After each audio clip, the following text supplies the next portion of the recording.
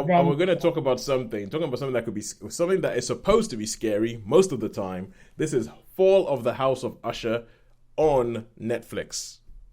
so Fall of the House of Usher. The fundamental premise is twins who are the magnates of a huge empire who are massively financially successful, Hmm. uh, have clearly made decisions in their past that support the magnitude of their success, Mm-hmm. and their heirs start dying. And it is rapidly apparent that this is a direct consequence of the decisions they have made previously, and clearly commitments that they have made previously. The the name may well be familiar, as it is the title of a short story by Edgar Allan Poe. Edgar Allan Poe. And each episode is named after a short story by Edgar Allan Poe. People will be familiar with things like um, The Raven. uh, The Raven, The Dance of the Red Death. And each of these episodes is associated with the death of one of the heirs and links in with that Poe story. Yeah.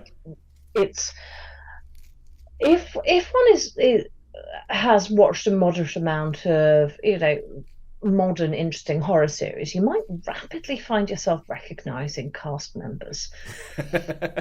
Well, And I think that's largely because this is created by Mike this is because Flanagan. it's Mike Flanagan, Yes. who has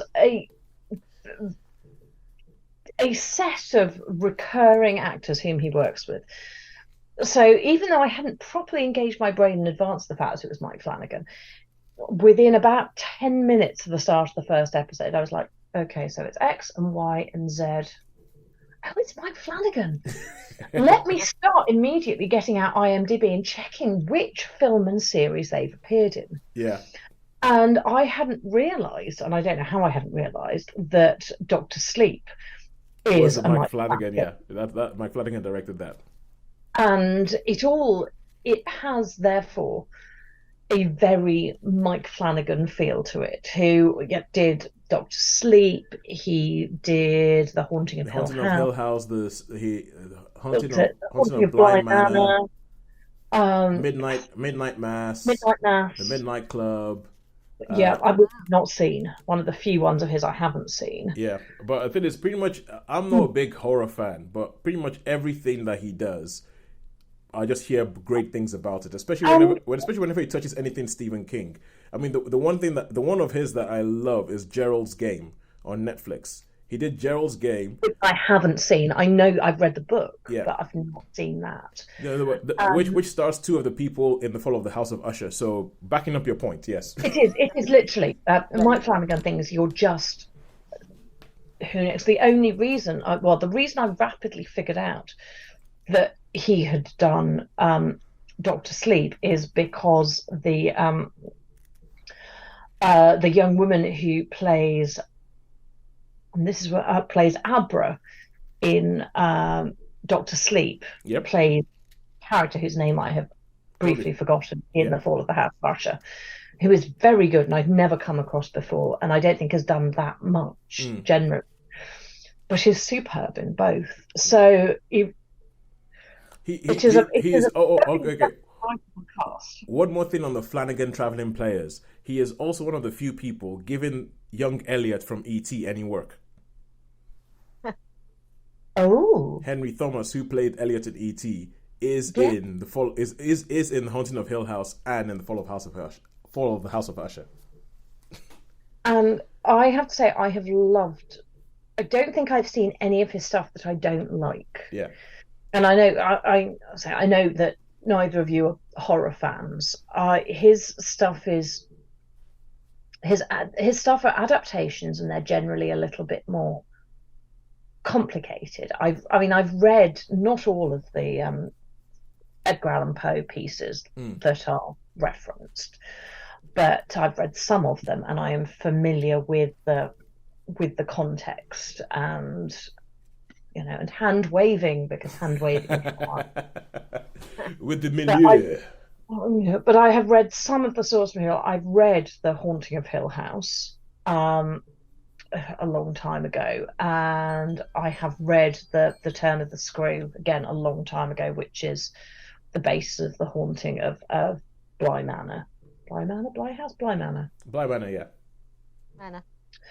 And I have read Doctor Sleep, uh, and really appreciated some of the particular ways he handled that. So I like his work. I think it's very well done. I think he chooses his It actors sounds like well. there's a but coming on when it comes to the fall of the House of Usher. Whether or not there is a but, that's the thing, is I think it is genuinely very well structured. Okay. It's well put together.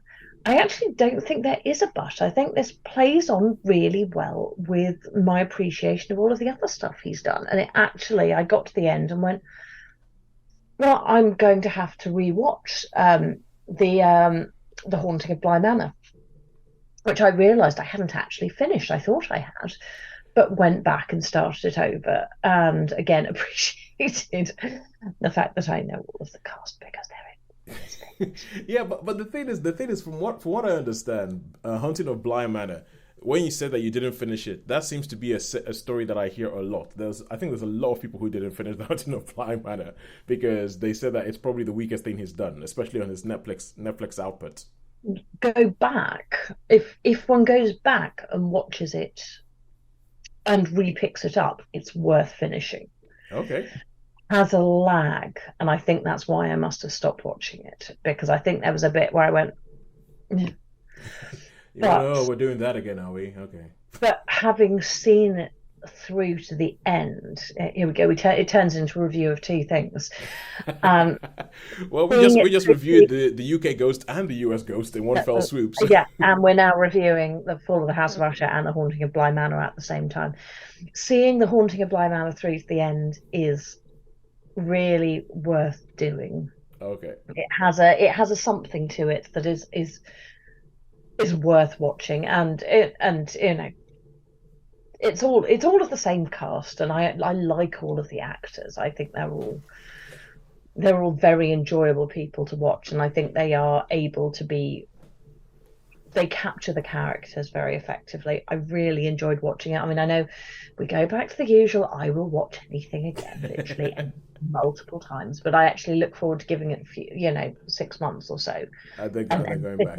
sitting back down and starting over. I mean, it should come with a health warning, in that some of it is really, really gruesome.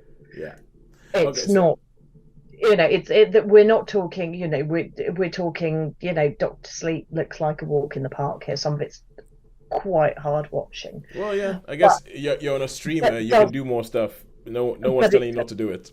yeah, and it is appropriate. It's not, it's horrible, but it's not gratuitous. Okay. So how many stars did you give it? I'm going to give it a 4. Ooh, 4 stars. 4 stars for the Fall of the House of Usher. I almost forgot. I was about to go. The Haunting of the Bly Yeah, the Usher. thingy is the thingy. And IMDb gives it an 8.1, so I would say I appear to be in keeping with the Holly. We've perception. spoken about this. They're in I know. keeping with you. That True, very true. they are in keeping with you. They are following my wisdom. Uh,